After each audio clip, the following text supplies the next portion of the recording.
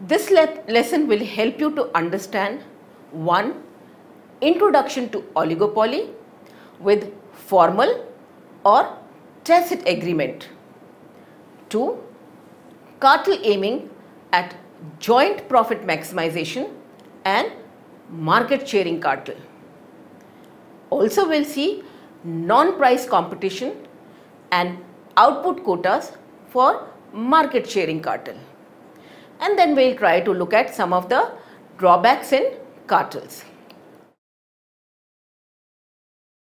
Interdependence, price wars and cutthroat competition are regular phenomena of oligopolistic firms. Thus, firms enter into agreement of uniform price output policy with the intention of evading uncertainty arising out of such interdependence, price war and cutthroat competition. Firms generally enter into either formal or tacit agreement. While formal agreements are taken on openly, tacit agreements are taken on secretly. In most of the countries, formal or open agreements are illegal, and as a result, tacit or secret agreements play an important role among the oligopolistic firms. The formal or tacit agreements are known as collusive agreements to the economist, and for them, collusive oligopoly prevails in the market when the oligopolistic firms enter into such agreements. In the case of such collusive oligopoly, the competing firms collude in order to reduce the uncertainties arising out of the inherent rivalries among them. Bound by agreements, the colluding firms try to maximize the joint profit of the group. The best example of such type of collusion is the Organization of Petroleum Exporting Countries, which is often called OPEC. Considering behavior of firms regarding price and output, such kind of collusions can be divided into two types. 1. Cartels. 2. Price leadership. In this module, we shall discuss the price and output behavior of the cartels. The term cartel was earlier used by business firms for agreement where a common sales agency was formed by them to undertake the business operations of all the participating firms. Nowadays, cartel represents formal or tacit agreement among the oligopolistic firms of an industry. Cartel formation is treated as illegal in some countries as per their laws. For example, under antitrust laws, the formation of a cartel is illegal in United States of America. There are various forms of formal or tacit collusion or agreement adopted by oligopolists under the coordination of central administrative agency called cartel. Generally, cartels are formed among the firms due to the uncertainty arising out of mutual interdependence. Broadly, cartels are divided into two types. 1. Cartels aiming at joint profit maximization, and 2. Market sharing cartel. Cartels which are aiming at joint profit maximization form when the participating firms consent to surrender their price and output determination rights to a central administrative agency in order to receive maximum joint profits. This kind of formal collusion is known as perfect cartel, where price and output of the industry and participating firms is determined by the central agency in order to get maximum joint profits for the members. In a cartel, the total profit is not distributed among the members as per the proportion of their output quota that they supply and the costs they incur. They get their share of total profit as per the pre-accepted agreement made between them. In order to minimize the total cost of total output produced, the central administrative agency decides the output quota to be produced by each firm. Perfect cartel's working and operation style is very similar to the working and operation style of multiple plant monopolists. Under a perfect cartel, output to be produced and price to be charged by each firm is decided by the central authority. Thus, the task of the central authority is to decide how much output each firm in a cartel will produce so that the total cost will be minimum. Total costs will be minimized at the level of output where the marginal cost of each firm will be equal. If the marginal costs of the firms are unequal, then at a smaller cost, the marginal product can be produced by some firms. Thus, each firm will be allocated the output to produce at the point where their respective marginal costs will be equal to each other. Figure 1 shows how the cartel works in determining price and output in order to maximize joint profits of the oligopolistic firms. Let us assume that there are two firms, firm A and B, have formed a cartel by entering into an agreement. Here, the objective of cartel is to maximize the joint profits of the member firms. Now, the job of the cartel is to estimate the demand curve of the industry's product and to decide which firm will produce how much of the total output. The demand curve that a cartel faces is the aggregate demand curve of the consumers of the product, which slopes downwards from left to right as is shown by the curve DD in figure 1C. Marginal revenue, that is MR curve of the cartel, is the addition to its revenue as a result of additions to its output and sales. The marginal revenue curve, just like monopoly, will position halfway between the demand curve DD and Y axis. In figure 1, the cartel's marginal cost curve, that is MCC, is a horizontal addition of the marginal cost curves of firm A and firm B. Thus, in figure 1C, MCC curve so obtained is a horizontal addition of marginal cost curves, that is MCA, and marginal cost of firm B, that is MCB, of firms A and B respectively. The marginal cost curve, that is MCC of cartel, which is obtained by adding horizontally the marginal cost curves of the two firms, firm A and firm B indicates the output at which the total cost is minimum.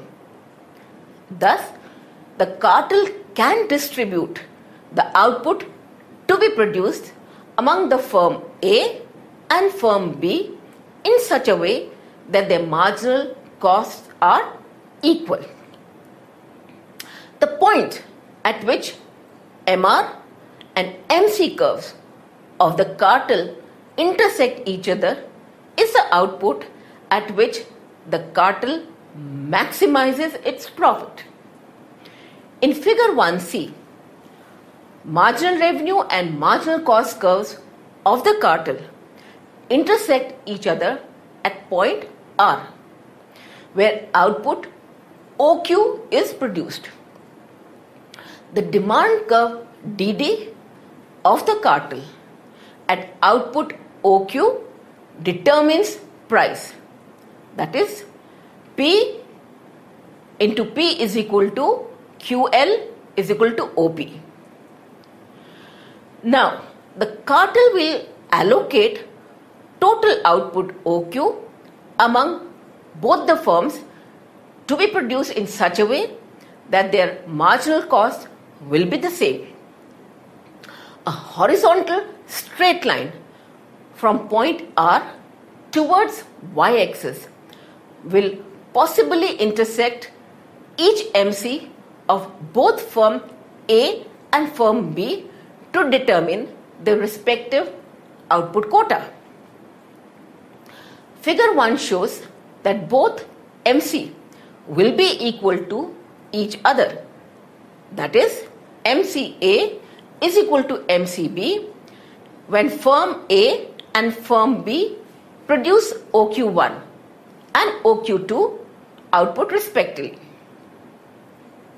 Thus, for firm A and firm B, the output quota is fixed at OQ1 and OQ2 respectively. It is observed from figure 1 that the total output OQ is equal to sum of OQ1 and OQ2. That is, OQ is equal to OQ1 plus OQ2. The joint profit of two firms with the formation of a cartel is thus maximized where total output OQ produced is allocated among both firms to produce output of OQ1 and OQ2 respectively. Figure 1A shows that firm A earns a profit equal to KPFT with output OQ1 and cartel price OP, and firm B earn profit equal to HPEG with output OQ2 and cartel price OP. Under the given demand and cost conditions, the joint profits earned by the cartel through both firms is maximized by equating MCC with MRC. In figure 1, the cartel follows cost maximization principle, not profit distribution principle, in order to allocate output quota to both firm A and firm market sharing cartels. In the real world, the type of perfect cartel just explained above has been observed rarely. Not only the output but also the price to be charged is decided by a central authority and profits are distributed among all the participating members according to the tacit or formal agreement made previously in a perfect cartel. However, the work and operation style is different when cartels are loose, not perfect. In case of loose cartel, the allocation of output quota and fixation of price of member firms are not similar, just like they are determined in perfect cartel.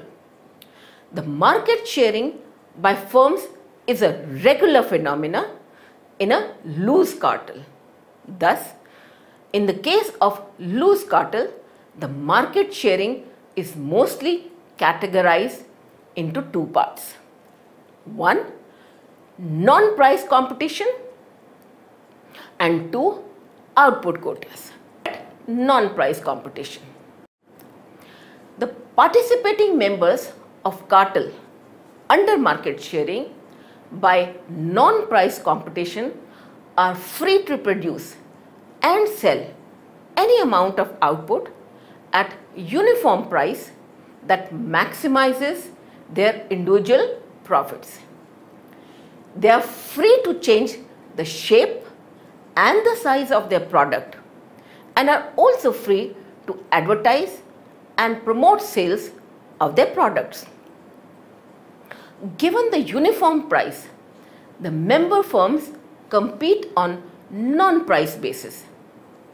In case of occurrence of identical costs of the participating member, firms, the previously agreed uniform price will be the price, just like the price of a monopoly firm, ensuring joint profit maximization. Similarly, in case of occurrence of differences in the costs of participating member firms, the price will be fixed by bargaining between them. The level of price will be decided in such a way that at least the high cost firms will get some profit. However, a loose cartel under such price fixation as per the cost differences is not stable because of cutthroat competition among participating firms. Because the low cost firms in this case have the advantage of price cutting in order to increase profit by attracting more consumers and therefore will break away from the cartel. These low cost firms don't charge low price openly, giving secret price concessions to the consumers. These firms cheat other member firms. The rivals gradually get to know about this and follow the same procedure. When they lose their customers, and as a result, open price wars start forcing the cartel to break down. Output quotas. In some situations, oligopolistic firms make tacit or formal agreement to produce output based upon their previously decided quota and sell them at agreed price. This is another kind of market sharing cartel, where the entire market is divided between participating members based upon their quota of output to be produced and sold at some agreed price.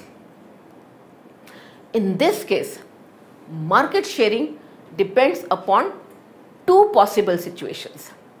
One, identical cost condition with homogeneous product, and two, cost differences. Many times, the member firm produce homogeneous product and the cost of production is more or less same or identical. Thus, firms producing homogeneous product with identical cost conditions will have advantage of monopolizing the market with equal share, and in such case they will have the incentive to maximize their joint profit. Thus, in this case, each member firm will have equal quota of the market. That is, the entire market is divided equally for all the participating firms. Moreover, in case of prevalence of cost differences, the entire market will be divided unequally based upon their cost conditions, and the quota of producing output will be different. Thus, different quotas for each member firm will be fixed because of their cost differences in producing the output, which will mean different or unequal market shares. In cost difference cases, each member firm will bargain to get their quota and market share. Thus, the quotas and market shares of each member firm will be decided based upon their achievements in the market.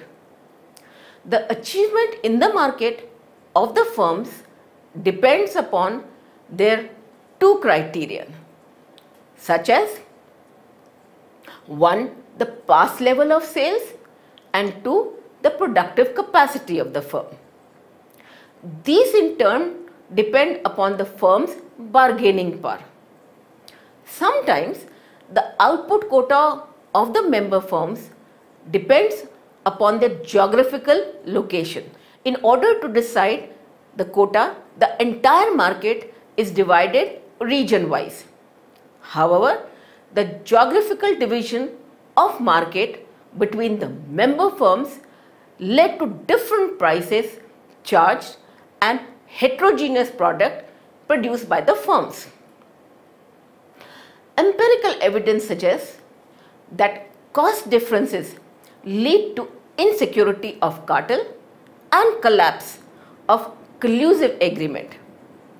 Hence, all types of collusion and cartels are unstable if cost differences prevail between the member firms. Cost differences lead to price war and cutthroat competition, as the low-cost firms have the incentive to reduce price of the product in order to maximize their profits, and as a result, collusive agreement collapses. Among many factors, free entry of the firm play a major role in the instability of the cartel. Thus, if there exists free entry of the firms in the oligopolistic industry, then collusion would not be limited to few firms, and the instability of the cartel is increased multiple times. The new entrants, instead of joining the cartel, will start a price war by fixing lower prices in order to sell large quantities of their product. The price war between the cartel firms and the new entrants lead to instability of the cartel. Thus, maintaining a cartel is more difficult task than actually forming one. Drawbacks of the cartel. Problem is explained in figure 2. In figure 2, let us suppose that cartel decided the price PR to prevail in the market. The price which is fixed at PR is observed to be higher than the price that should prevail under oligopolistic competition. A cartel makes this price sustainable if all participating firms follow the output quota rule and allow them to produce a limited quantity, which is less than what they would have produced if they were producing in oligopolistic competition.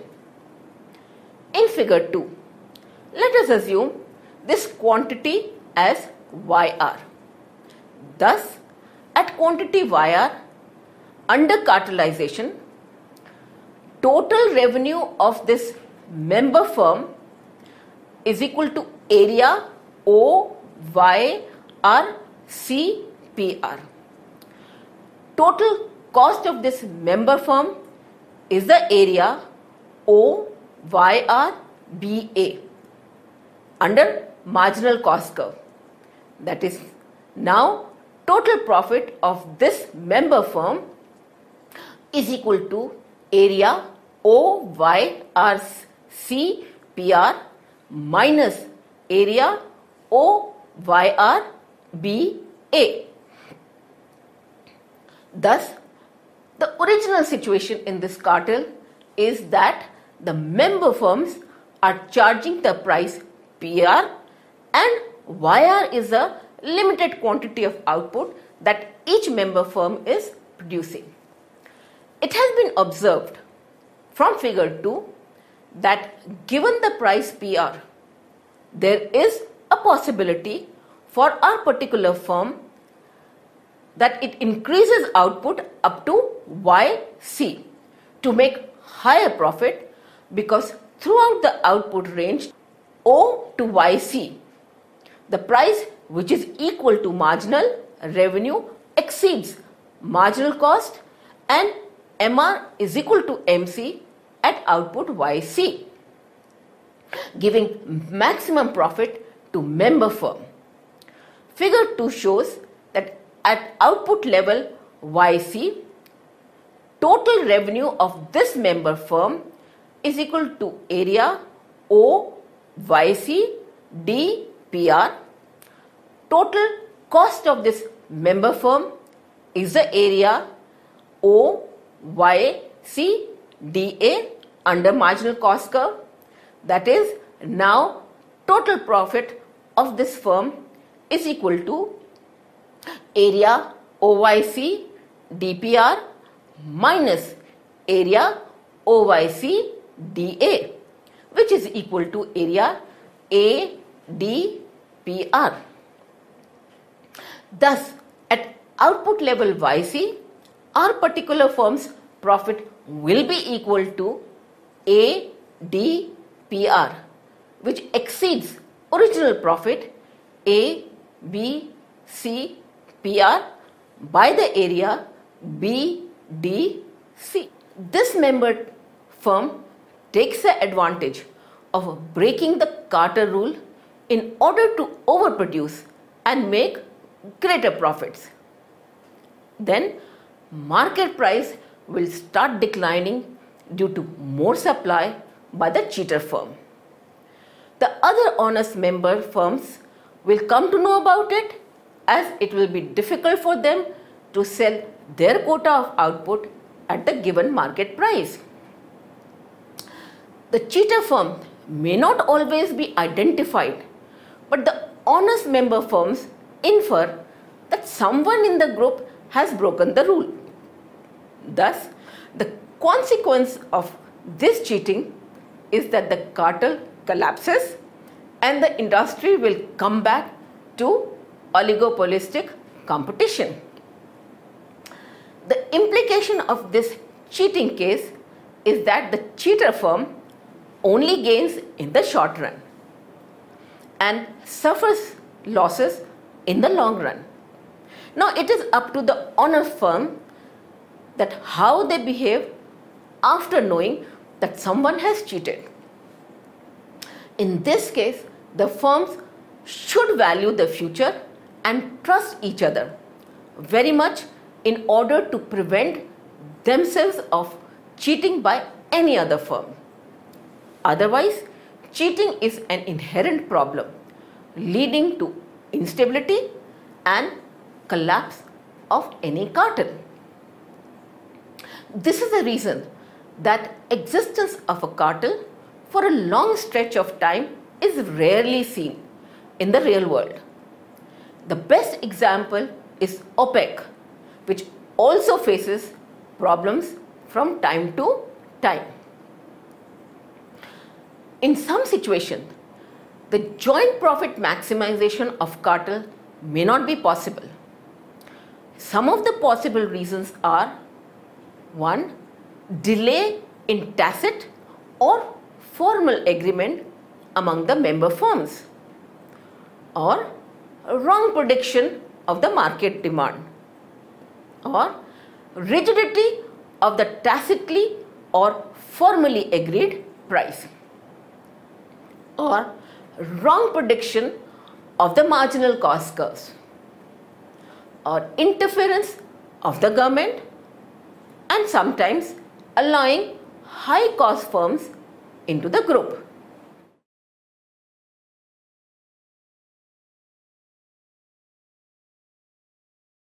Let's summarize. Firms form cartels and enter into agreement of uniform price output policy with the intention of evading uncertainty arising out of interdependence, price war and cutthroat competition.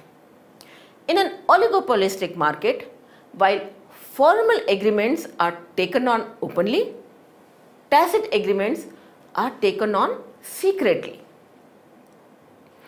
In case of collusive oligopoly, the competing firms collude in order to reduce the uncertainties cropping out of the inherent rivalries among them. Bound by agreements, the colluding firms try to maximize the joint profit of the group. Considering behavior of firms regarding price and output collusions are divided into two main types of cartels and price leadership. A cartel represents formal or tacit agreements among the oligopolistic firms of an industry. Broadly, cartels are divided into two types. Cartels aiming at joint profit maximization and market sharing cartel. The collusion will be in extreme form when the participating firms consent to surrender their price and output determination rights to a central administrative agency in order to receive maximum joint profits.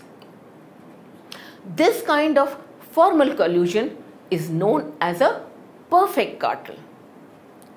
Member firms in a cartel get their share of total profit as per the pre-accepted agreement made between them.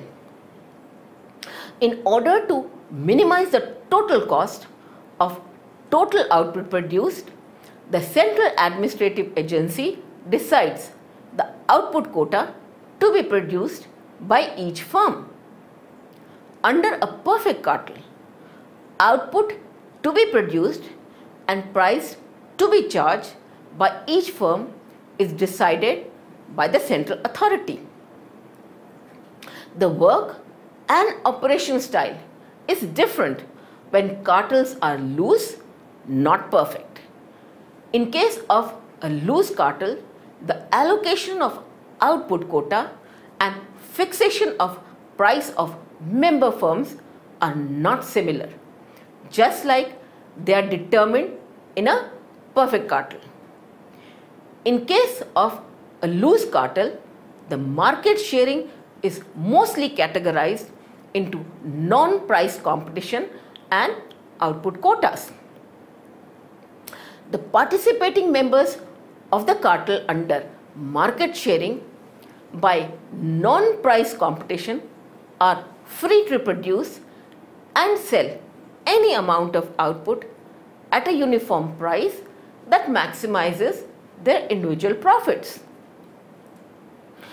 Given the uniform price, the member firms compete on non-price basis. In case of occurrence of identical cost of the participating member firms, the previously agreed uniform price will be the price, just like the price of a monopoly firm, ensuring joint profit maximization. Similarly, in case of occurrence of differences in costs of participating member firms, the price will be fixed by bargaining between them. The level of price will be decided in such a way that at least the high cost firms will get some profits. Another kind of market sharing cartel is the output quota, where the entire market is divided between participating members based upon the quota of output to be produced and sold at some agreed price. In this case, market sharing depends on two possible situations. One, identical cost condition with homogeneous product, and cost differences. Firms producing homogeneous product with identical cost condition will have advantage of monopolizing the market with equal share, and in such cases they will have the incentive to maximize their joint profit. In this case, each member firm has an equal quota of market. That is, the entire market is divided equally for all the participating firms. However, in case of prevalence of cost differences, the entire market will be divided unequally based upon their cost condition, and their quota of producing output will be different. In this case, each member firm will bargain to get their quota and market share. In some situations, the joint profit maximization of cartel may not be possible because there may be delay in tacit or formal agreement among the member firms and wrong predictions of the market demand.